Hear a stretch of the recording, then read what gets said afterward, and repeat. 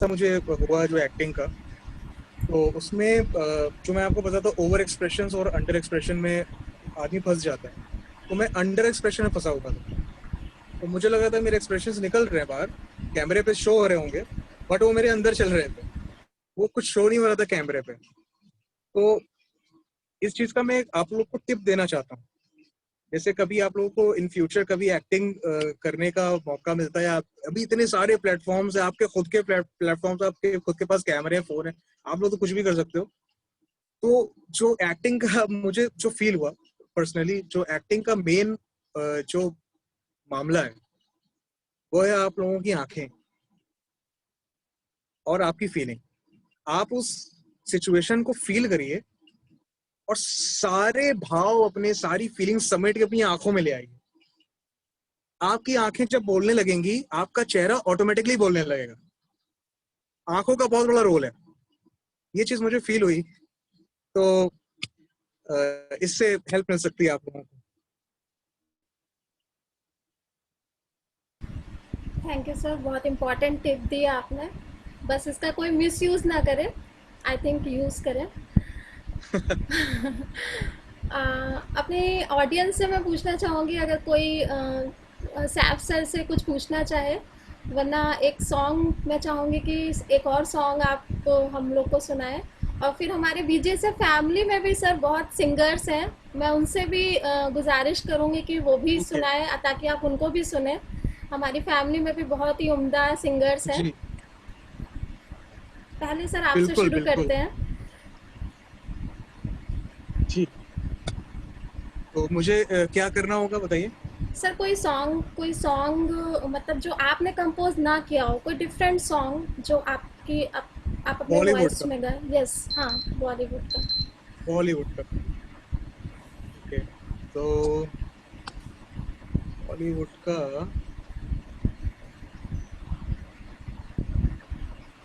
ठीक है, मैं एक अरिजीत का सुनाता हूँ, मुझे काफी अच्छा लगता है वो गाना। Okay sir. तो मैं आपको सुनाता हूँ। हम्म, जब जब तेरे पास मैं एक सुकून था, जिसे मैं था ढूंढता आया, वो वजूद मिला। जब आए मौसम गम के, तुझे याद किया। हो, जब से मैं तन्हापन से तुझे याद किया। दिल संभल जा जरा, फिर मोहब्बत करने चला। तू दिल यहीं रुक जा जरा, फिर मोहब्बत करने चला। तू ऐसा क्यों गर हुआ, जानू ना, मैं जानू ना। हो दिल संभल जा जरा, फिर मोहब्बत करने चला। तू दिल यहीं रुक जा जरा, फिर मोहब्बत करने चला है तू। Okay, thank you. फिर में बहुत सुंदर सर। सर, क्या आप अपनी वाइफ को भी कभी लॉन्च करना चाहेंगे आगे सिंगिंग में या एक्टिंग में? नहीं, she is a good dancer. Oh, wow.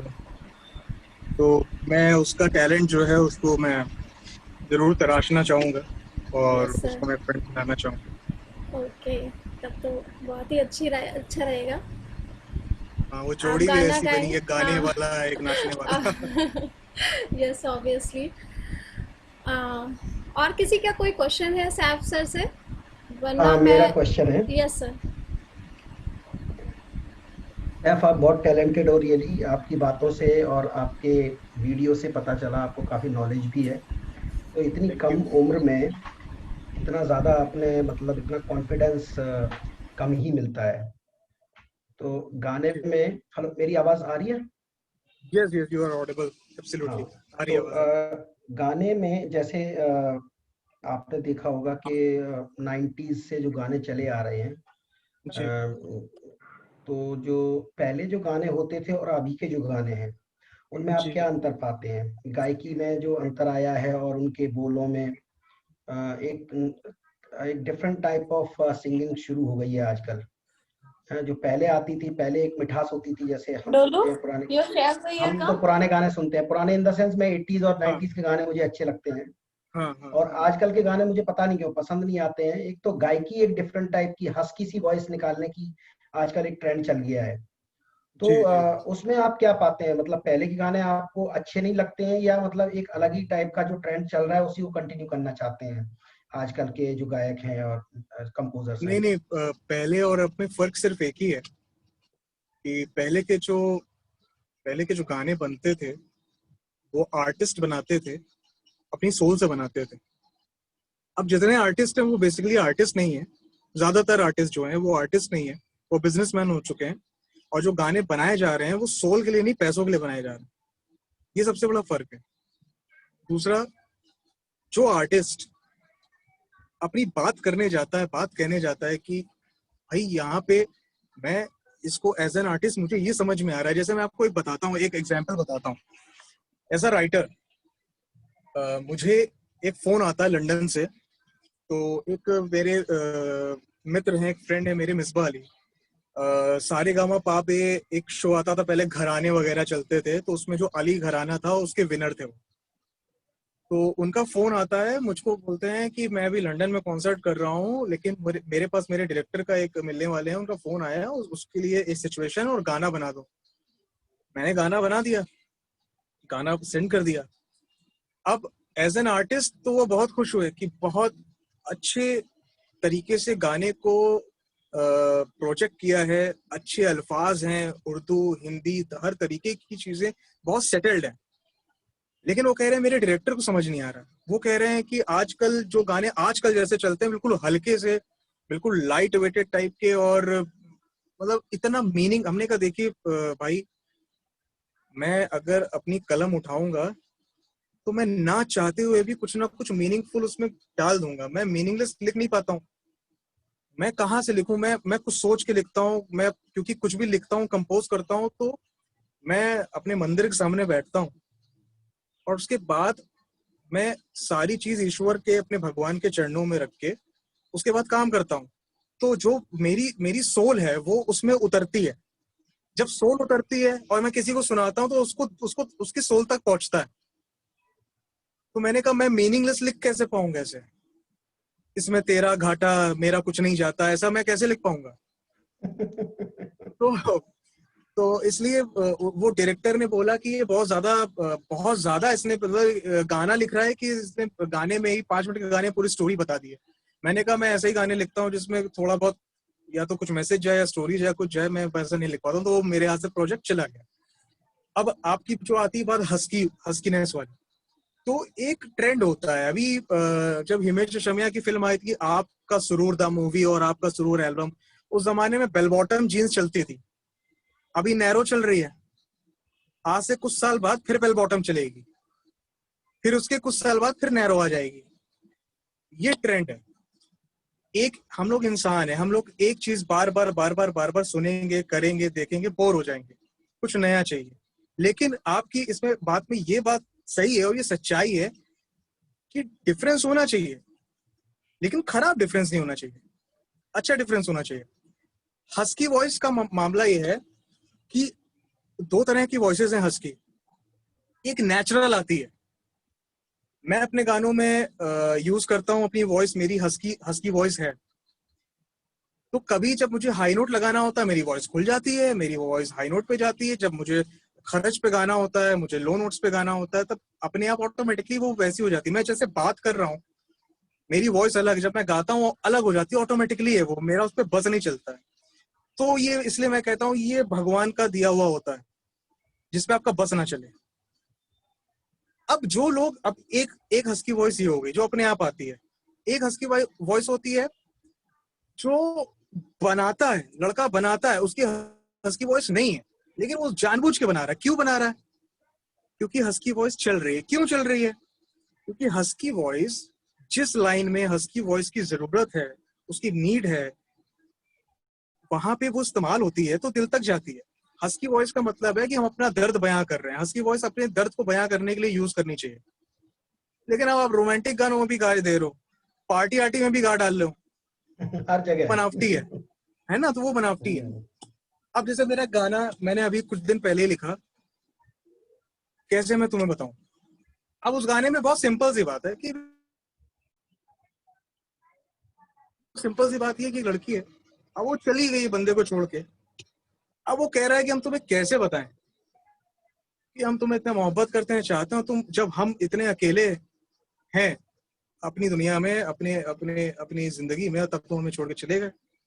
इसमें हमने कहीं खुली है मेरी आवाज, कहीं हंस की। जैसे मैं आपको सुनाता हूँ 4 लाइन इसकी, अगर इजाजत हो। जी प्लीज।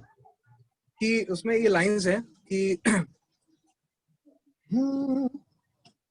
कैसे मैं तुम्हें बताऊं, कैसे मैं तुम्हें बताऊं, कैसे मैं तुम्हें बताऊं, कैसे मैं तुम्हें बताऊं, तन्हाइयों का मेला हूँ मैं, तन्हाइयों का मेला हूँ मैं, दूर मुझसे तुम तब गई, दूर मुझसे तुम तब गई, जब कितना अकेला हूँ मैं, जब कितना अकेला हूँ मैं। अब इसमें क्या है बहुत कि अच्छा। मैंने जहां जहां हस्कीनेस मेरी आई, वो ऑटोमेटिकली आई, लेकिन वो आपको इतना फील नहीं होगी। आपको सिर्फ लगेगा कि एक अच्छी फीलिंग आ रही है जो मुझे बिल्कुल, कनेक्ट कर सकती है। ये इसमें काफी नेचुरल मिठास है चीज इस गाने में। जी। तो ये जो है, ये इस तरीके से नेचुरल जो चीज होती है ना आपकी, वो आपको कभी परेशान नहीं, आपके कानों को परेशान नहीं करेगी। बनावटी चीज हमेशा परेशान करेगी आप। जी। अभी जैसे पहले एक गाना हुआ करता था, जैसे किशोर कुमार साहब ने जो गाना गाया, बड़ी सूनी सूनी है जिंदगी, ये जिंदगी, मैं खुद से हूँ यहाँ अजनबी, अजनबी, बड़ी सूनी सूनी है। तो ये सिंपल सा जा रहा है लेकिन गाना कितना मीठा है। इस जी टाइप के जी जो जी, है आजकल नहीं आ पाते हैं गाने। ये इस वजह से नहीं आ पाते, मैं आपको बताता हूँ। इसमें टेक्निकल चीज भी है और इसमें सोलफुल चीज भी है। पहले के जमाने में होता क्या था, ब्रेक नहीं होते थे। एक गाने के लिए 15 दिन से 1 महीने तक प्रैक्टिस होती थी और उस सिचुएशन को सिंगर को जीना पड़ता था। एक इंटरव्यू में रफी साहब ने बताया उन्हें एक गाना जी। गाना था, उस गाने में वो हसीनाओं की तारीफ कर रहे थे। और मुझे गाना अभी याद नहीं आ रहा है, मतलब है दिमाग में है लेकिन वो जबान पे ओ नहीं है। हसीना जुल्फों वाली। नहीं, वो सीना जुल्फों वाली नहीं था, लेकिन कोई और था जिसमें वो कई हसीनाओं की, मतलब कई हसीनाओं की तारीफ कर रहे थे। उसमें हसीनाओं के बारे में वो, मतलब हसीनाओं के स्पेसिफिकेशंस बता रहे थे। तो अच्छा। हाँ, तो वो गाया उन्होंने। अब वो गाने में बात नहीं आ रही, फिर गाया, वो बात नहीं आ रही। उन्होंने बोला अपने डायरेक्टर से कि काम करिए, आप खूबसूरत खूबसूरत सी 5-7 जो है लड़कियां आप स्टूडियो में सामने बिठा दीजिए और मैं, मुझको मतलब मैं उनको देख पाऊं लेकिन वो मुझे ना देख पाए, ऐसा इंतजाम कर दीजिए। बोले यार अजीब डिमांड कर दी आपने, चलिए ठीक है। अब वो करा, अब वो अपने कैरेक्टर में घुसे रफी साहब, और उसमें फिर जो हसीनाओं को उन्होंने देखा कि किसी की जुल्फ अच्छी है, किसी की आंखें अच्छी हैं, किसी के लब सुंदर हैं, किसी के रुखसार खूबसूरत हैं, किसी के चेहरा खूबसूरत है, इस तरीके से वो उनका जो फील निकला। और जो प्रैक्टिस उनकी चल रही थी 15 दिन से 1 महीने की बीच की, क्योंकि होता ये था कि पहले ऑटो ट्यून नहीं होता था, पहले आप ब्रेक नहीं ले सकते थे, पहले जो होता था सब कुछ मैनुअल होता था, डिजिटल नहीं होता था। म्यूजिशियंस होते थे, अब 50 से 100 म्यूजिशियंस बैठे हुए हैं, एक सिंगर गा रहा है, वो सिंगर कहीं गलती कर देगा फिर रिपीट होगा। तो इस वजह से प्रैक्टिस बहुत होती थी, म्यूजिशियंस की महीनों होती थी, सिंगर की एक एक गाने के लिए होती थी प्रैक्टिस, लंबी प्रैक्टिस होती थी। तो वो एक तो सुर बिल्कुल सटीक आते थे, और दूसरा वो फील करते थे। पैसा वैसा कुछ नहीं होता था उस वक्त, पैसे की लड़ाई नहीं होती थी, सिर्फ लड़ाई होती थी, सुरों की लड़ाई होती थी कि दिल से गाना दिल तक पहुंच रहा है कि नहीं। अभी वो चीज नहीं है। अभी क्या है, अभी गाना गा रहे स्टूडियो में, गाना गा दिया, गाना गाने के बाद सेकंड अंतरा, आपने सेकंड लाइन या सेकंड अंतरा कुछ गाया, वो कुछ गड़बड़ हो गया, तो आप वहीं से कंटिन्यू कर सकते हो। आप शुरू से नहीं गाना, आपको वहीं से कट होगा, फिर से आप करो। तो आपको क्या होगा, एक लाइन को आप गा नहीं पा रहे, 5वीं बार आप गा रहे हो, फील चला जाता है भाई 5वीं बार में। जो पहली बार का दूसरी बार का फील होता है ना, वो 5वीं बार में चला जाता है। हाँ, वो फिर आपको लगता है कि अच्छा सुर ही लग जाए साला, ये आपको फील, अब इरिटेट हो जाता है आदमी, सिंगर जो होता है ना वो 5वीं बार में इरिटेट, ठीक है सुर ही लग जाए। अब सुर लग गया तो ठीक है, 5वीं बार में फील चली गई, और जिसकी फील आ रही है, सुर नहीं लग रहा, तो ऑडियो ट्यून से उसका सुर ठीक किया जा रहा है। कंप्रोमाइज अब होने लगा, करेक्ट। कंप्रोमाइज अब होने लगा, पहले नहीं होता था। जी। अच्छा सैफ, ये बताइए कि जैसे आपने सीखा नहीं है, तो इतना अच्छी गायकी और इतना मतलब पैनापन कैसे आया? कैसे कंट्रोल करते हो आप अपनी वॉइस को, कैसे सुर लगाते हो इतने अच्छे? ये तो मुझे भी नहीं पता सही से, अगर मैं फ्रैंकली बोलूं, क्योंकि नहीं, मैं प्रैक्टिस बचपन तो से की बस होगी ना। प्रैक्टिस सिर्फ गानों की मैंने की है। और मुझे लगता है, एक बार सोनू निगम ने एक बात कही थी अपने, एक स्टूडेंट को बात वो बता रहे थे, तो मुझे बात जहन में मेरे बैठ गई। बहुत अच्छी बात उन्होंने कही कि आप अलंकार, आकार, या आप ठुमरी, या आप राग, ये सब आप सीख रहे हो, अच्छी बात है। अगर नहीं सीख पा रहे हो तो आप वो गाने उठाकर सीखो जिनमें ऑलरेडी सिंगर ने इस तरीके का कुछ किया हो, आप वो कोशिश करो, आप अपने आप रियाज हो जाएगा, इंटरेस्ट भी रहेगा आपका कि आप वो गाना गा रहे हो, गाना गाने में इंटरेस्ट भी बढ़ता रहेगा और रियाज भी होता रहेगा। तो शायद मुझे लगता है कि ये चीज वर्क करती हो, कि मैं रफी साहब को बहुत सुनता था, मैं उनके गाने कोशिश करता था गाने की, किशोर दा के गाने गाने की, किसके सबसे अच्छे लगते हैं आपको, अच्छे गाने? गाने किसके ज्यादा अच्छे लगते हैं? जी। मतलब आप और आवाज किस और आवाज किस और आवाज किसकी अच्छी लगती है? गायकी किसकी सबसे ज्यादा अच्छी लगती है किस पुराने सिंगर्स में? किस पुराने सिंगर्स में? देखिए, वैसे तो क्योंकि मेरा मेरा खुद का जॉनर जो है वो सोल है, तो ज्यादातर मुझे गम भरे गाने ही अच्छे लगते हैं, या सैड रोमांटिक जॉनर पे मुझे ज्यादा अच्छे लगते हैं। तो मैं सबसे ज्यादा रफी साहब को सुनता आया हूँ, और जगजीत सिंह को, मुझे बहुत जगजीत सिंह और गुलाम अली अच्छे लगते हैं गजलों में। बहुत बढ़िया। Chef, I will interrupt in between. Manoj sir हमारे सीनियर हैं पंतनगर के, और एक बहुत ही अच्छे गायक हैं।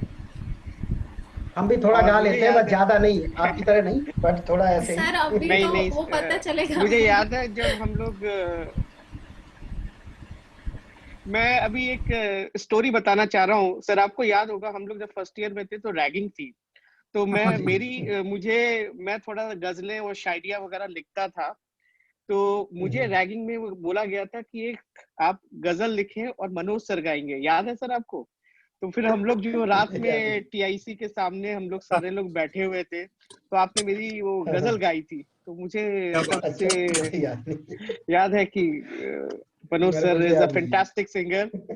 और तो मनोज सर का हम लोग के ऑल टाइम एंटरटेनर रहे हैं, और he has always sung very good songs, so we are thankful to you for your melodious song and entertaining us during college time. Thank you Abhishek. Actually Saif, मेरा क्या है ना, मैं तो बस केवल फिल्मी गाने यही गाता रहता हूँ, उसमें थोड़ा सा प्रैक्टिस कर लेता हूँ, कोई नया नहीं बन पाता है अपन से, है ना। मुझे ज्यादा कुछ अता पता है नहीं, कंपोजिंग नहीं कर पाता मैं, बस जो गाने हैं ऑलरेडी वही बस गा लेता हूँ, that's it. Sir we'll request कि आप प्लीज एक अपना पसंदीदा गाना सुनाएं। शैफ को भी आपकी यस सर। आवाज सैफ सुनने को का तो मैंने मौका अभी मिले। सुनाया था ना, वो सर थोड़ा अभी तो ज्यादा सुनाया सा जी कोई। ज्यादा सा। हम्म। अब सैफ को रफी साहब के गाने ज्यादा अच्छे लगते हैं, तो जी तो रफी जी का। जी जी। नहीं नहीं, मैं रफी साहब के सुनता बहुत हूँ, और लेकिन मुझे किशोर कुमार जी और मुकेश जी, मुकेश जी का अगर कोई गाना सुना दीजिए, क्योंकि मुझे आपका जाने वॉइस कहाँ। स्ट्रक्चर मुकेश जी जैसा लग रहा है कुछ। अच्छा अच्छा, चलो जाने कहाँ सुना देता हूँ। जी।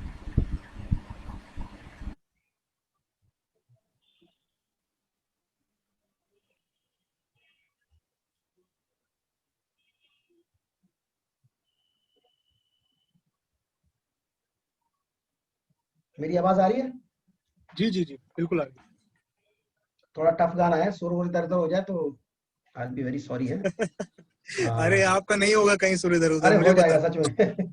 चलो एनीवे, जी। हाँ। जाने कहाँ गए वो दिन, कहते थे तेरी राह में नजरों को हम बिछाएंगे, चाहे कहीं भी तुम रहो, चाहेंगे तुमको उम्र भर, तुमको न भूल पाएंगे। जाने कहाँ गए वो दिन, मेरे कदम जहाँ पड़े सजदे किए थे यार ने, मेरे कदम जहाँ पड़े सजदे किए थे यार ने, मुझको रुला रुला दिया जाती हुई बहार ने। जाने कहाँ गए वो दिन, कहते थे तेरी राह में नजरों को हम बिछाएंगे, जाने कहाँ गए वो दिन। थैंक क्या यू। बात है सर, बहुत खूबसूरत सर, बहुत खूबसूरत। बस ऐसे ही टाइम पास कर लेते हैं थोड़ा सा। वेरी नाइस सर, आप पंचनगर की याद ताजा हो गई। आप टाइम पास नहीं करते हैं, आप ये टाइम दे करके दूसरों को अपने पास कर लेते हैं। Yes yes. Thank you thank you. अभी अपनी वो कहाँ है, सोनाली सोनाली मैम? मैम, हाँ बिल्कुल, मैं उन्हीं को हम सुनना चाहेंगे। नेक्स्ट मैं उन्हीं को हाँ सुनना चाह रही हूँ। सोनाली मैम प्लीज़ आप भी एक सॉन्ग सुना के हम लोग को बताएं। सामने आइए सोनाली मैम, ऑडियो कनेक्ट। आपको वॉइस आ रही है सोनाली मैम? यस मैम, आ रही है वॉइस। Sonali ma'am hello. हमारे, हाँ हाँ सोनाली मैम, यस। आपका एक गाना हाँ सुनना मैम। चाहते हैं सभी लोग। ओके, कोशिश कर सकती हूँ। बिल्कुल बिल्कुल कुछ मैम। गलत हो तो सॉरी।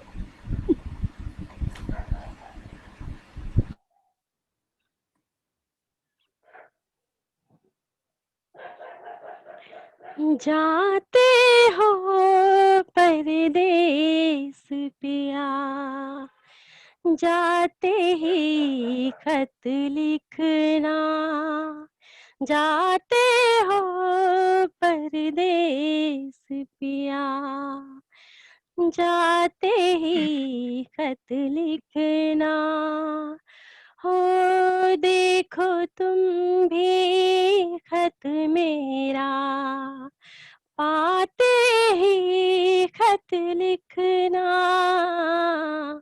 जाते हो परदेस पिया, जाते ही खत लिखना, लिखना कैसे सफर कटा था, कैसे गुजरे वो पल छिन, क्या क्या क्या महसूस किया था तुमने, साँझ ढली जब मेरे बिन, कब कब याद हमारी आई, कैसे तुमने रात बिताई,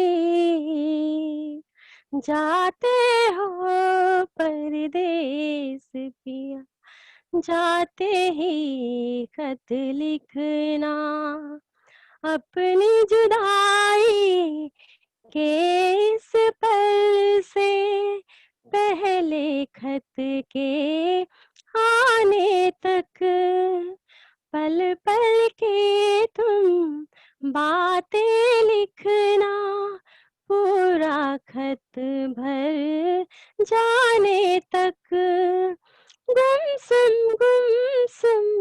खोई खोई, तुम छुप छुप कर कितना रोई,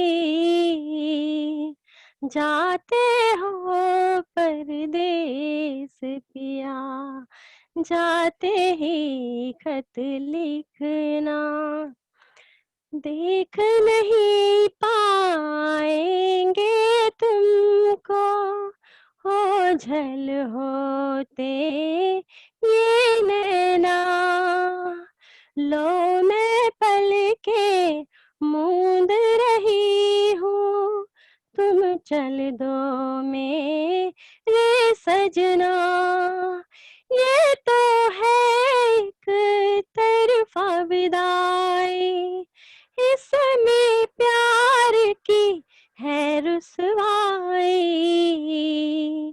जाते हो परदेस पिया, जाते ही खत लिखना। Thank you. क्या बात है, बहुत ही बहुत बढ़िया। खूबसूरत, बहुत खूबसूरत। तो सैफ जी क्या बहुत Very कहना nice. क्या कहना चाहेंगे हमारी बिंदास टीम को आप? जी, क्या कहना चाहेंगे हमारी बिंदास टीम को सिंगिंग के ये- मामले में? ये इतनी खूबसूरत आवाज मैंने सुनी है अभी, और मेरा मन कर रहा था कि मैं बीच में कूद के जैमिंग करने लगूं साथ में।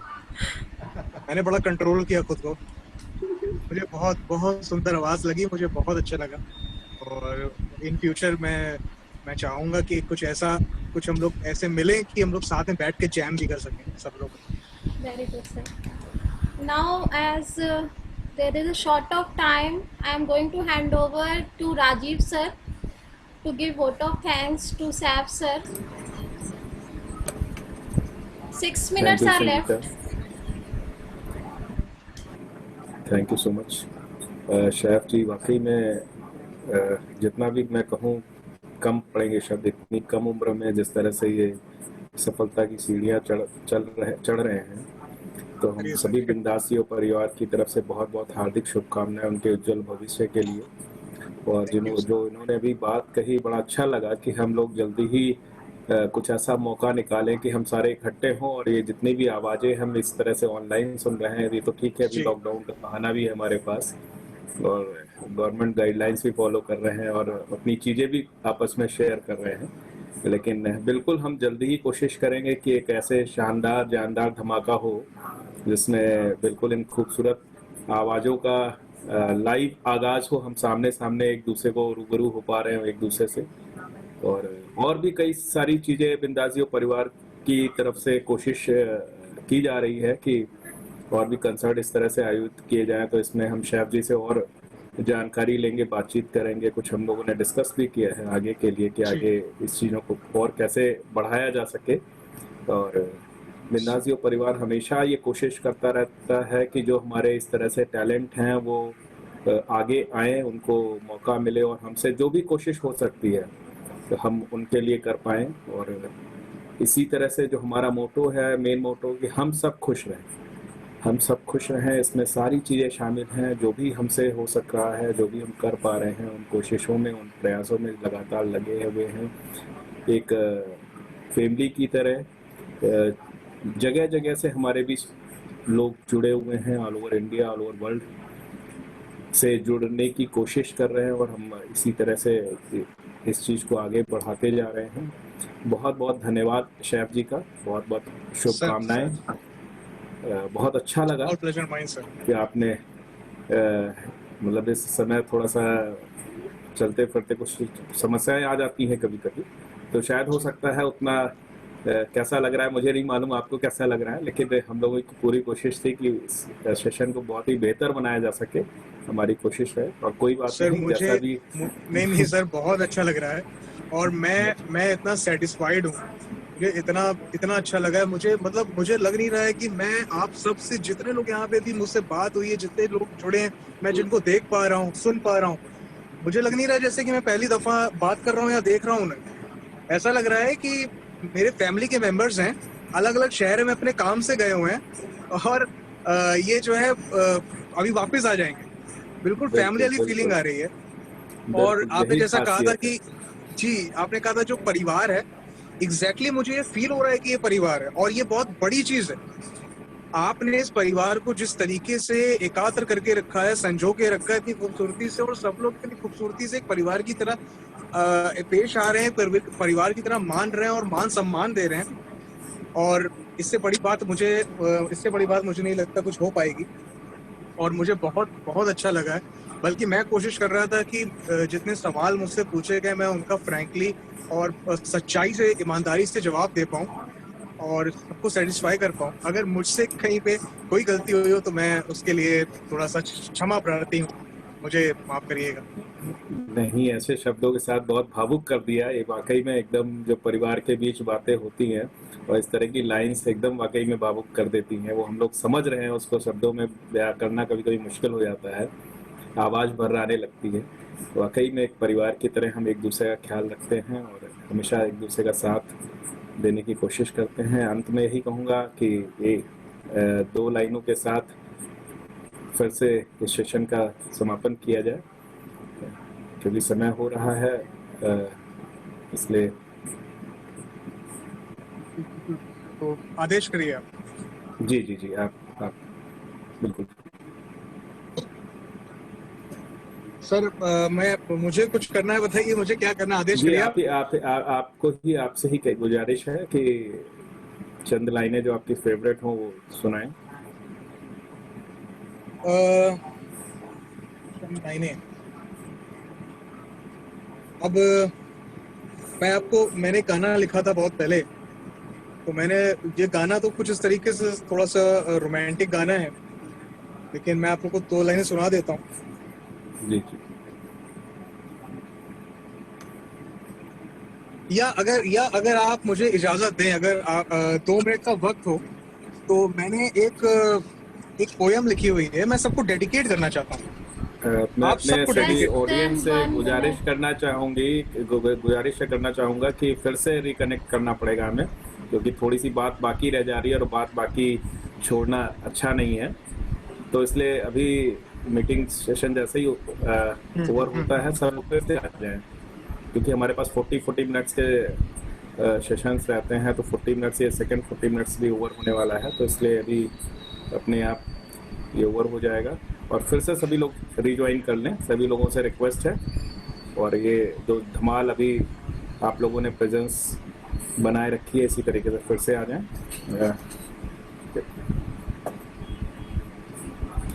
संगीता मैडम अगर चाहें तो इसको सर मैं क्या कंटिन्यू कर सकता हूँ? मेरे ख्याल से ये सर मीटिंग रिज्वाइन अभी फिर 39 से रिस्टार्ट कर seconds. दें। टाइम अपने आप 39 बीच में Okay. हाँ डिस्टर्बेंस होगा, फिर से हमें रिज्वाइन करना पड़ेगा। हाँ। ओके सर, मैं मीटिंग एंड